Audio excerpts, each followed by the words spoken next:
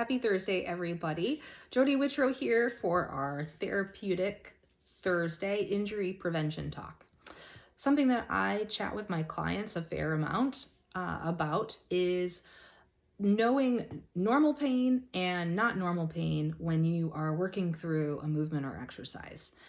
Sometimes, particularly if you're someone that really hasn't been super active. So going through an exercise program can feel a little intimidating and new. And you may experience feelings or sensations that you haven't experienced before. And if you're not sure what it means, that can be really scary. How do you know if you're potentially hurting yourself or if it's just part of the process? So that's what I wanted to talk with you about. So the first thing is knowing things to be mindful of when you are actually doing the exercise.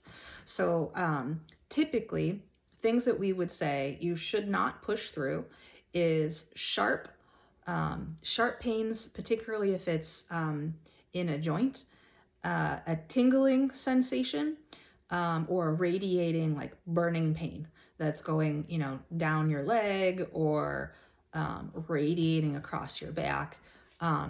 That usually would be something that indicates there's something going on there. Maybe it's the position that you're in, could be compressing the joint in a way that it doesn't like. And particularly if that discomfort lingers after an exercise. So if you do something and it's sore, and then for, a couple days afterwards, it's continuing to be sore, then you would definitely want to pay attention to that.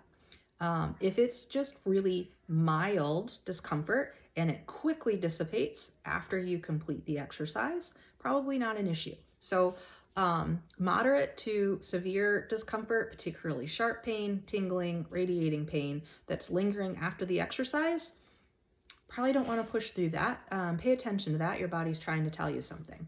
Pain that is okay to push through when you are exercising is discomfort from muscle fatigue. So that can feel different to different people, but generally it's, your muscle will get kind of shaky. It's going to feel weak. It may feel almost burny as it fatigues. And that's just kind of a normal process of fatiguing the muscle.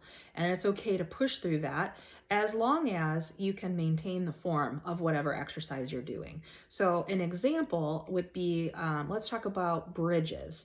So bridges are, I like to use the bridges to help strengthen the glute muscles.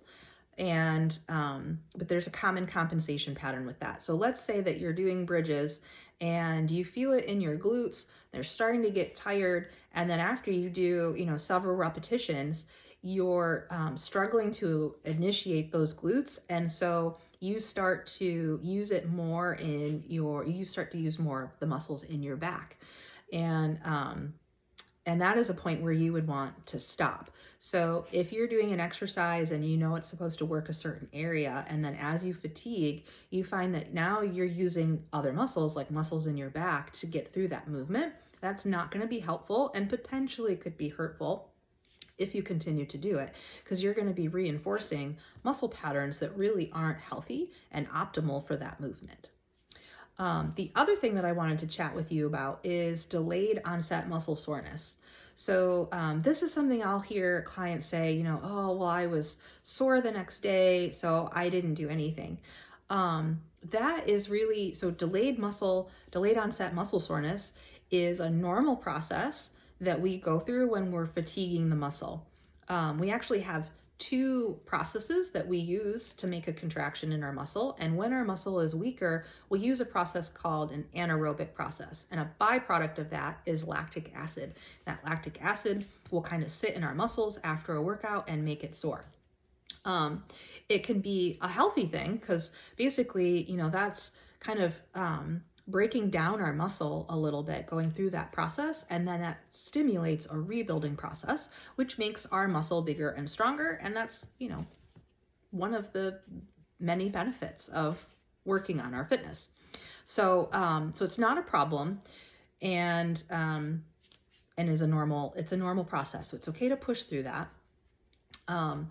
But keep in mind that the severity of that. So some of you may have done your DNA testing, and it will tell you if you are a fast recoverer or a slower recoverer, and the amount of time that you may feel delayed onset muscle soreness will vary depending on what type of recoverer you are.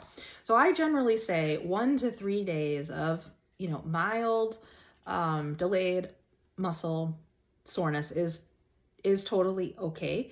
If it's severe to the point where, let's say you were working on a bench press and the next day you couldn't lift your arms over your head, that was probably a little too much.